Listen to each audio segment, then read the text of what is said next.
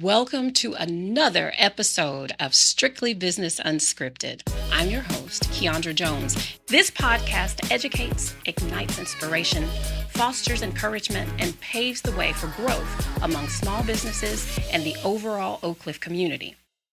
But first, I'd like to thank our sponsors, the Dallas Zoo, Home Care Network, Breakfast Brothers, and Serve Pro. Thank you for your support. Now, let's get into today's show. We've got with us today Lorie Blair, who is a dedicated public servant with over 35 years of professional and civic experience.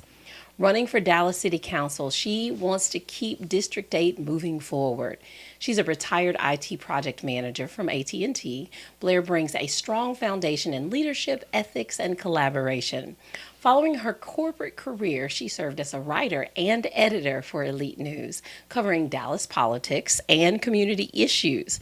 She also earned a mediation certification from El Centro College and has volunteered as a civil court mediator, helping residents find common ground during disputes.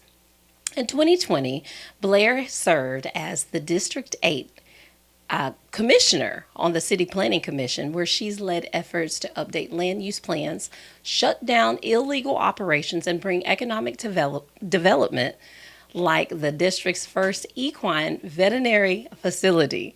She has helped block harmful warehouse developments and championed zoning reforms to address environmental injustice in areas like Floral Farms and Shingle Mountain.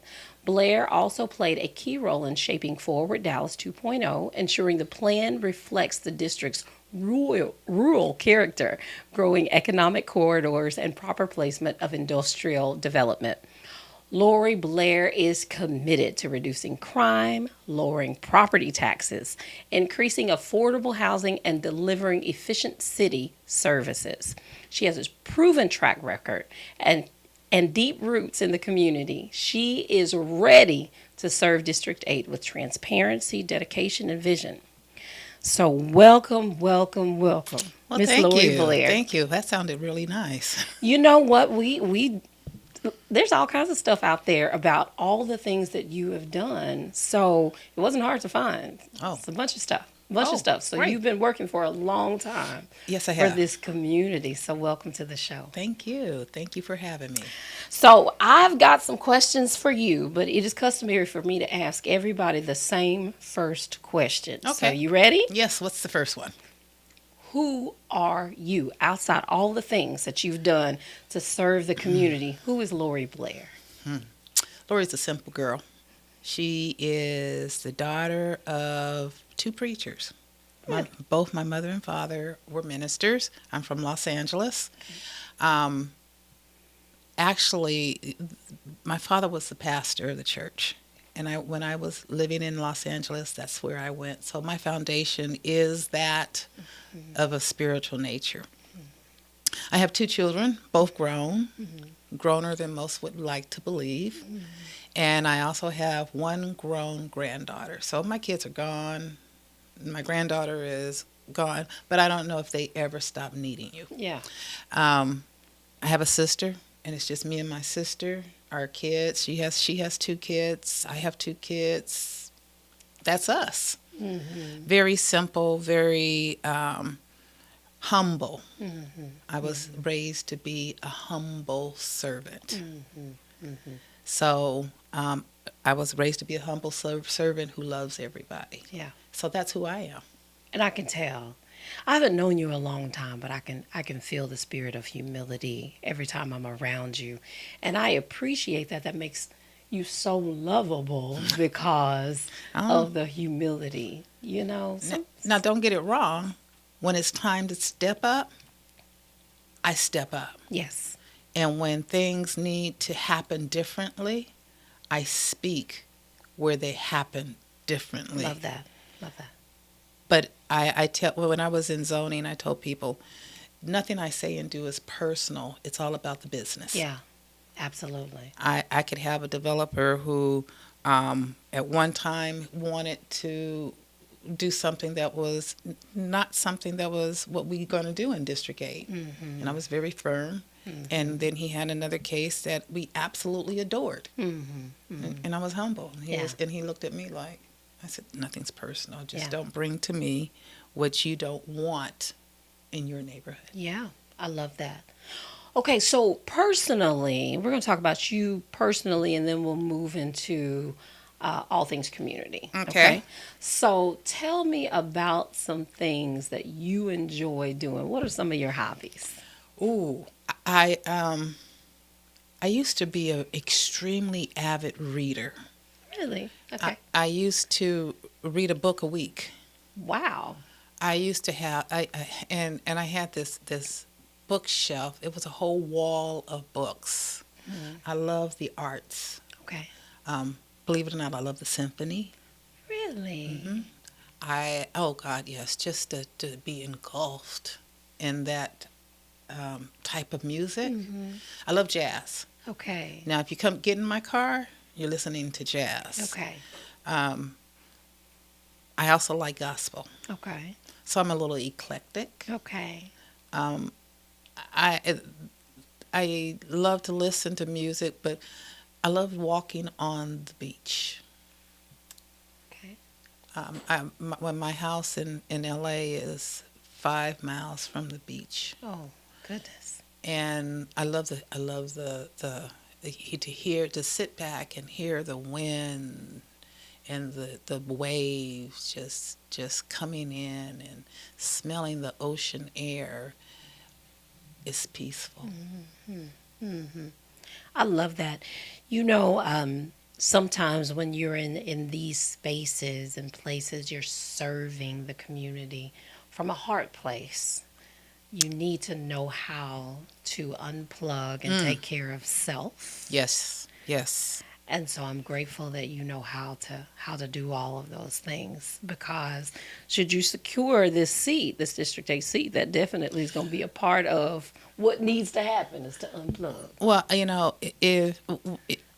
when I secure the seat, the month of July is off month. And I promised myself, my sister loves to go on cruises. So I promised myself, if nothing more than a 4 or 5 day cruise, and I'd leave the phone at home. Yes. My sister gets mad at me because we went to London. My phone rang. We were on a cruise. So in the middle of the water, my phone rings, and I answered it, and it was Dallas with issues. And I made phone calls and cared for the issues. And when she came in the room and she heard what I was doing, she said, enough? Yes. And she took my phone for an hour. Well, as you should have been in timeout. That should have been a timeout moment. So good, and kudos to your sister for doing that. Yeah, so she pulls the I'm the older one card. Well, you know what? I love your sister. I love that about her. She does that all the time. Good. So you have been serving our community for a long time, whether it was being a city planning commissioner, all the things. But what made you decide to run for this position in District 8 as a council member? When I moved to District 8, I moved to District 8 in July of 2013. Okay. And at that particular time, I started serving. Mayor Pro Tem was a council member, and I started working with him through his first 8 years. And so I started doing the work. I as a writer and editor of the paper, I knew the politicians. I interviewed all of them and judges.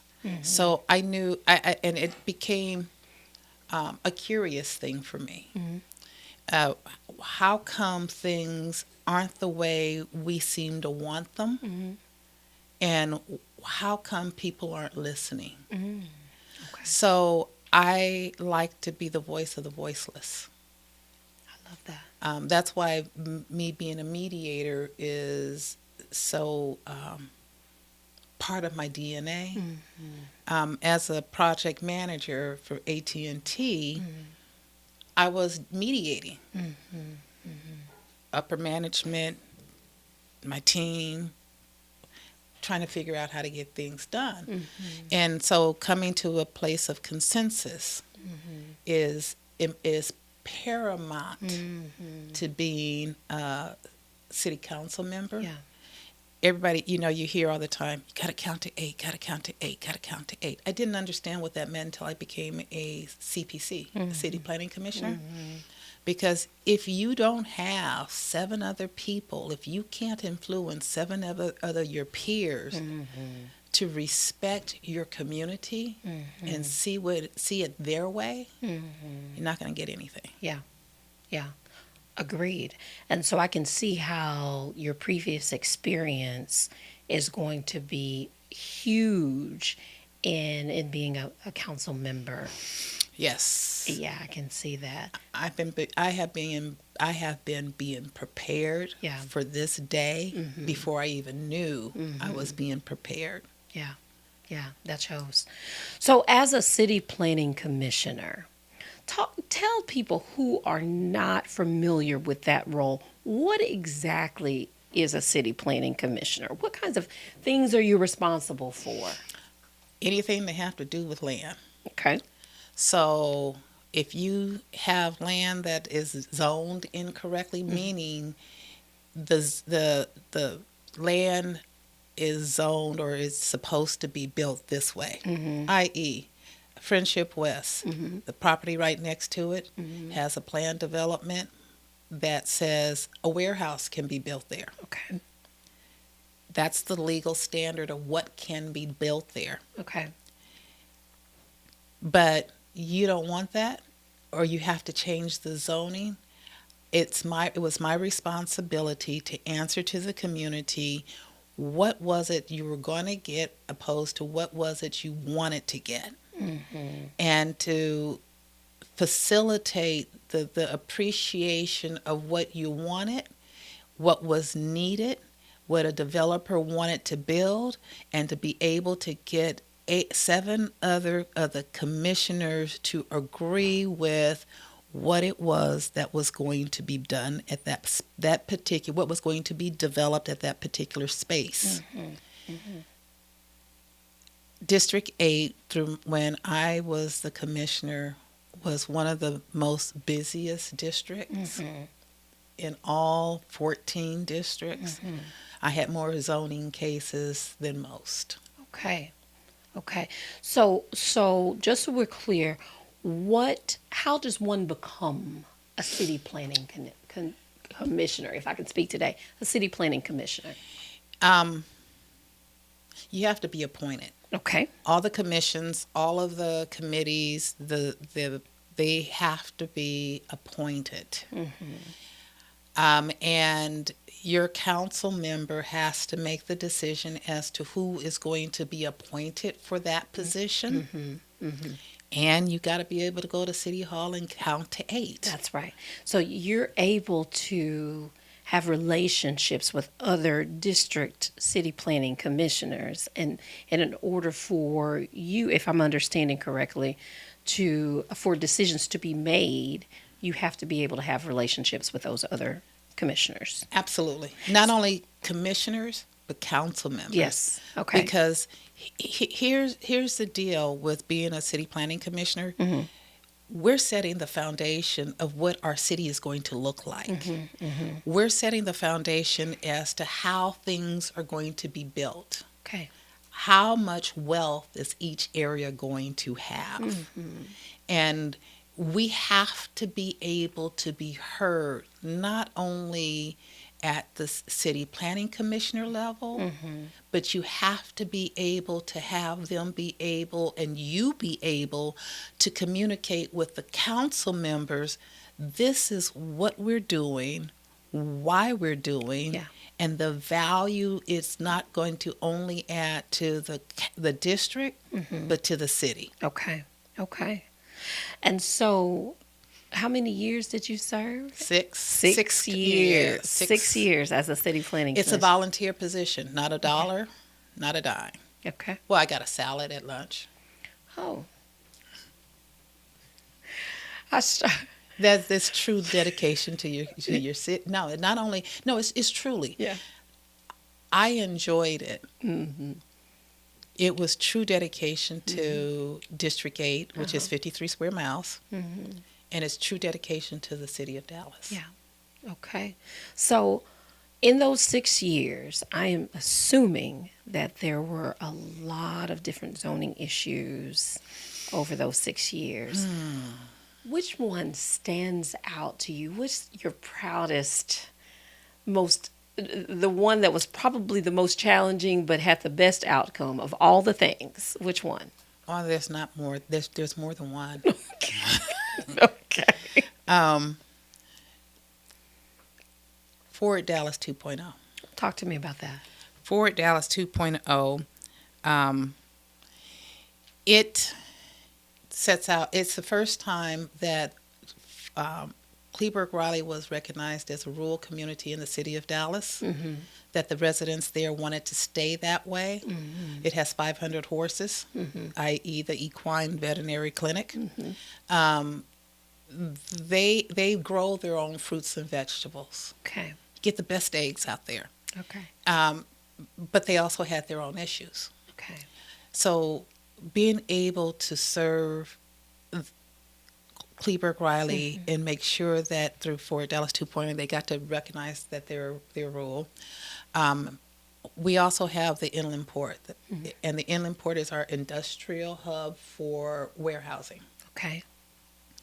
I was able to get, for the first time, the recognition in that land use plan that says, here it is, this is where warehousing should be, and not throughout the district, which gave me great pleasure in being able to lead the fight against the warehouse that was wanting to be built next to Friendship West. Now, it took all of us to get it done, but it was absolutely a wonderful thing to be able, because it was the first time we got a by right development through a process that had not been used in years from the city. It failed there, but I think we got enough eyes through the media, through the news and everything, working with the pastor of Friendship West and the community, we were able to show that was not what should happen. It became not only a ill-placed land use, but an environmental injustice for the residents who were going to have to live around that. Today, the plans are for housing and mixed-use development, and I can't wait to see that happen. Oh, I love that. Can't wait. We changed the rules. Well, we actually used the rules that were there. We just dusted them off, used them to benefit a community of color. Okay. So you've been able to impact change in District 8 over the last 6 years. And so should you secure the District 8 council seat, how do you plan on continuing to grow this district? And I say this district because we're sitting in District 8. You sure are. And I love that the Oak Cliff Chamber is now in District 8. I do too. So how do you plan on growing it? Okay, so with the relationship with the Oak Cliff Chamber and the good work that you guys are doing with teaching those new employees, you just graduated a class, and tell me about it. Thank you for that. And we have not done a very good job of telling the community about some of the things that the chamber does. We have an Oak Cliff Works program. And yes, we just graduated some patient care technician students just an hour ago from the program. So I'm grateful that you came to help celebrate that this chamber has been doing quite a bit in that space, trying to grow our workforce. And so, yeah, right now we're focused on the healthcare industry, as we are in District 8, and we've got a lot of clinics over here in the Redbird area, and we like to help them with their employment needs. So we've got an EMT program as well as the patient care technician program. So knowing this, my goal as the next city council member is to take that knowledge, to parlay that knowledge. You do EMTs, which none of these are entry level paying jobs. Right. Get those jobs in the district so we have residents in District 8 who can afford housing. We also have near UNTD. I've already worked with some of the developers that will be developing new opportunities in near UNTD. We have the new police academy that's coming. That was part of the 2024 bond package that I worked on, and helped secure the funding through the bond package for the new police academy. My goal is to bring in new entertainment facilities, athletic facilities in that same space. We have a university, one of the fastest growing universities, state universities, and we don't have any athletic fields. So we have a university that's here that could have football, that could have basketball. We need to provide those opportunities, and it's in between Cedar Valley College and UNTD. There's so many opportunities for growth. There's so many opportunities for office space, new employment opportunities. Right there, developed correctly and designed appropriately, we have the opportunity to bring in new, I call that area the suburbs of the city, and to bring in aristocratic suburban type of younger homeowners, office workers, that will bring in new revenue, a new revenue stream, new tax, increase our tax base, increase our, and when I say increase our tax base, sell tax. We need to increase those things in order to help the bottom line of the budget. That's right. In order to take care of the pension deficit that we have for both police and fire. That area is the area in which District 8 can excel and help in that arena. So I'm looking forward to it looks like, and there's some zoning cases that I know. One just passed at Skyline Ranch. It's getting ready to go to council. Okay. There's one that's getting ready to come to city planning that I worked with the developer and its consultant when I was on the city plan commissioner. That is going to be exciting. There's the opportunity right next to that I've worked with Ms. Ballard with, getting her programs ready for her land ready for development. So there's a whole lot of opportunities. And as I hear you I get excited. Well, I can tell, and as do I. I am an Oak Cliff resident, proud Oak Cliff resident. So as I hear you talking about the opportunities for growth for our area, not only District 8, but that's going to impact all the neighboring districts as well. And one of the things that is said about Oak Cliff is that there's not only an entertainment district, but a lack thereof, let me correct myself, a lack thereof of entertainment, but also that there's a lack of grocery stores. And so bringing all of those things together, I would assume, would attract things like entertainment and grocery stores, things that are needs here. What are your thoughts as far as how that could bring other opportunities, if you would, to this area? We need a grocery store, but I think grocery stores also look a little differently today than they did yesterday. Okay. The standard standalone grocery store I have seen morph into first floor grocery stores. If you go downtown in their entertainment district I was near the Perot Museum and the AA Center, and I walked across the street to Tom Thumb, and it was bustling with activity from the residents that lived upstairs. Yeah, yeah. So they were able to come down, go to their grocery store, get their things, and it was apartment complex. But the apartment complex had multiple floors. So, and they had, I have to admit, they had people living there who had a different income stream than what we see today in District 8. So you need to do both. In order to get the grocery store, you need residents that have a different income stream. You need residents that have different housing needs met. There are people who don't want to live in big houses. And I've talked to the younger generation, such as I'm not the younger generation. well, I've talked to the younger generation.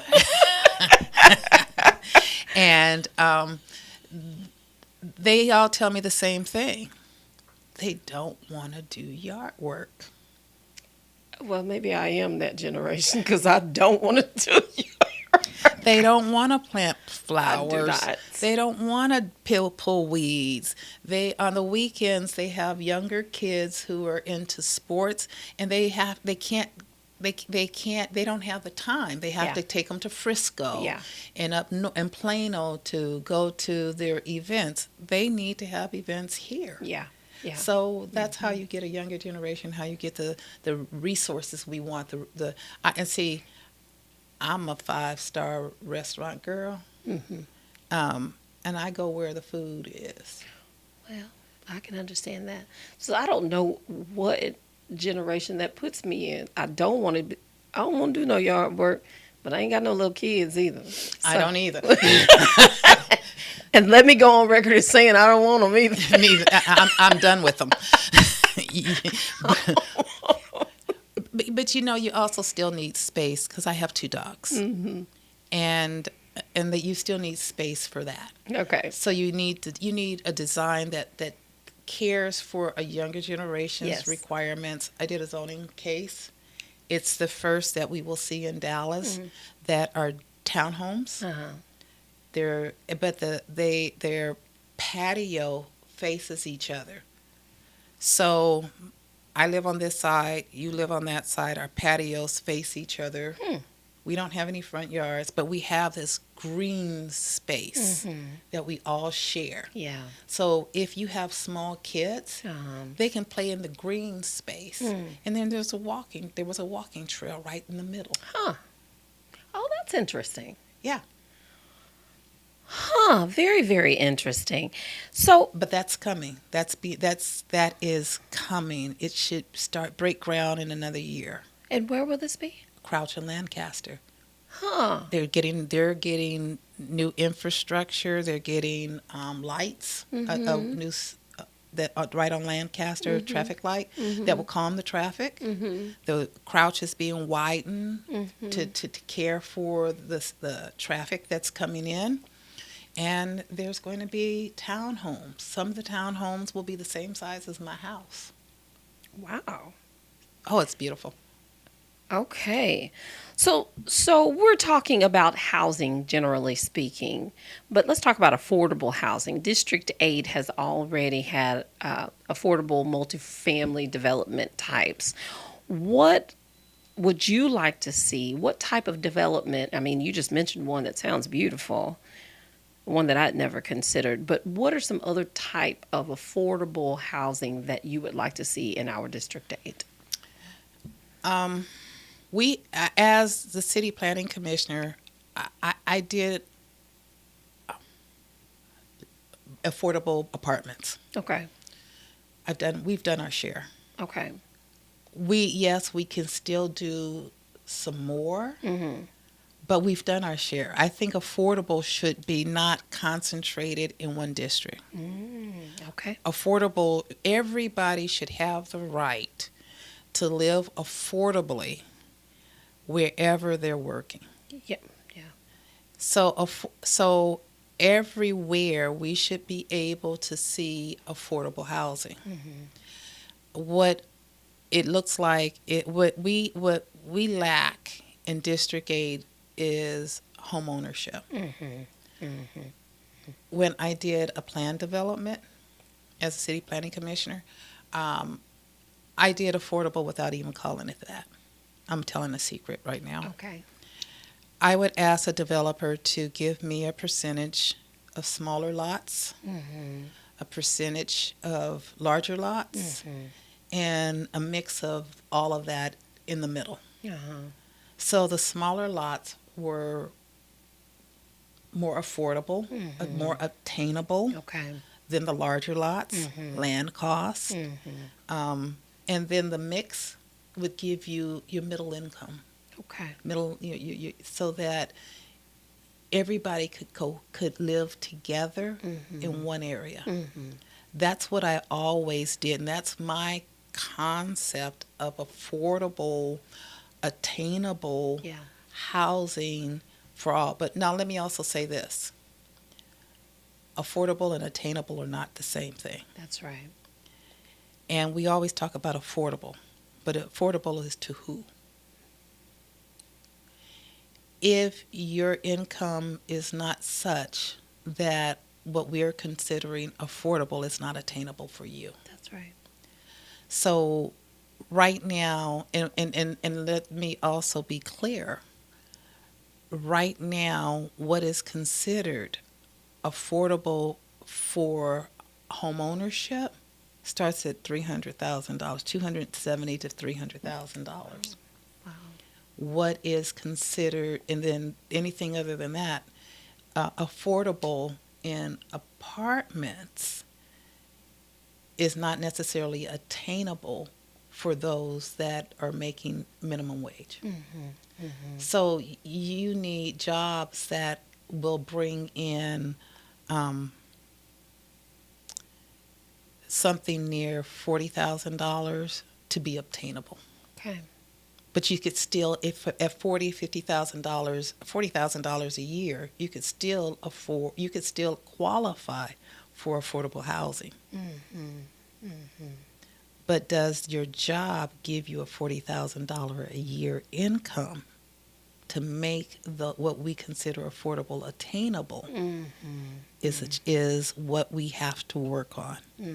So we need job creations that does not start at $30,000 a year, more like 40, 50 and above, to get into affordable housing that is attainable for those who need to have the housing. Right. Understood. That makes sense. Let's switch gears a little bit. So short-term rentals, it's the thing. It's what everybody is talking about. Short-term rentals. Tell us your position on that subject matter. When I was at CPC, short-term rentals came before us at ZOAC, Zoning Ordinance Advisory Committee. I was on the ZOAC. I was in ZOAC as part of a city planning commissioner when short-term rentals came before us. My position was no to short-term rentals in single-family homes. My position when it came, and we sent that to city council, to CPC, and at CPC my position was no for short-term rentals in single-family homes. We passed the provision that said yes to short-term rentals near the entertainment industry, in multifamily, and with some provisions. When it went to City Council, I made sure I briefed Mayor Pro Tem my position and why. As I always did with any case that I finished before it came to him, because we didn't talk. If it was under CPC, we didn't talk about anything until it a cleared CPC.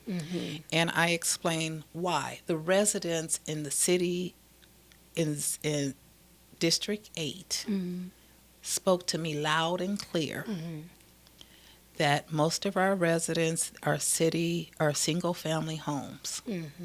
And they didn't, in our district, we don't necessarily see party houses. Yeah.